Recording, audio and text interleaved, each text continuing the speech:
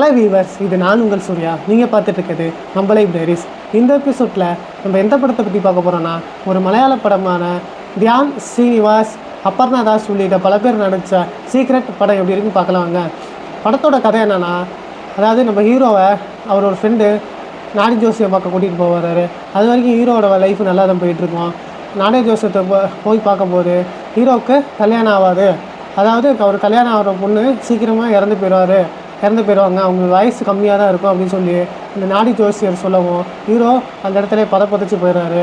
அதுக்கப்புறம் இதெல்லாம் மாற்றி அமைச்சாரா அப்படிங்கிறதான் இந்த படத்தோட மொத்த கதையே.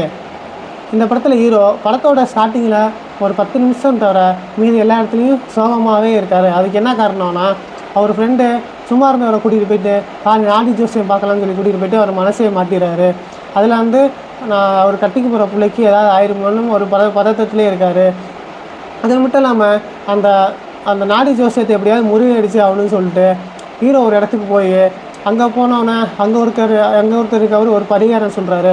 அதாவது வாழ்க்கையில் நீ மூணு பேர்த்த வாழ்க்கையை நீ காப்பாற்றினா இந்த மாதிரி பிரச்சனையிலேருந்தெல்லாம் நீ விடுபடலாம். அதாவது நீ கட்டிக்க வர பொண்ணுக்கு எந்த பிரச்சனையும் வராதுன்னு சொல்லி ஒரு மூட நம்பிக்கையை நம்ம ஹீரோவுக்கு மேலே புகுட்டுறாரு. அதுக்கு மேலே ஹீரோவுக்கு ஒரு கான்ஃபிடென்ட் வந்துடுது. என்ன இருந்தாலும் நம்ம கட்டிக்க போகிற பிள்ளைக்கு எதுவுமே ஆகக்கூடாதுன்னு சொல்லி ஓவர் கான்ஃபிடென்ட்டில் அங்கங்கே திரிகிறாரு. இதனாலே பல எமோஷனல் காட்சியில் நடந்துச்சு. அங்கங்கே சிரிக்காமே பல இடத்த கடத்துறாரு.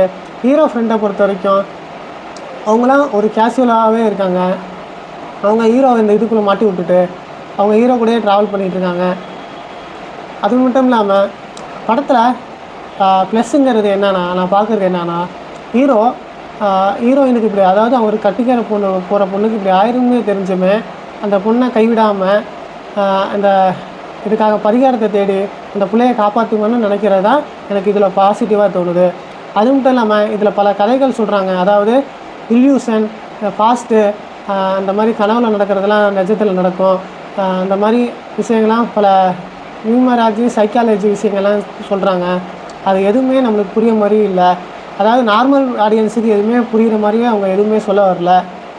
அது மட்டும் இல்லாமல் ஹீரோ ஒரு 3 பேர்த்த வாழ்க்கையை காப்பாற்றினா தான் ஹீரோயினுக்கு எந்த ஒரு பிரச்சனையும் வராது அப்படின்னு சொல்ல வராங்க.